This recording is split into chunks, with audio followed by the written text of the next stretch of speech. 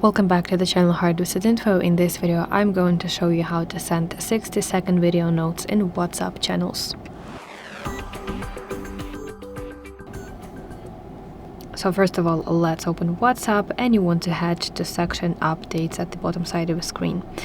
Now, the thing with video notes in WhatsApp channels is that only channel admin can record and publish these video notes directly to your channel.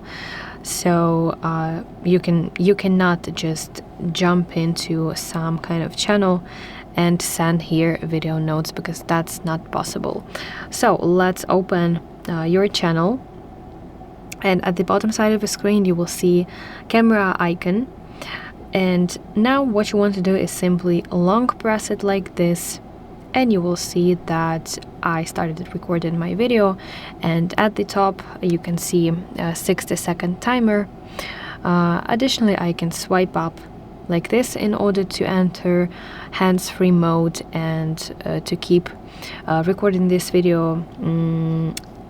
And also, while you record video, you can flip the camera like this, or you can simply pause video by tapping this icon, and you can turn on, you can play this video, and after this you want to press this green send button to publish it to your channel.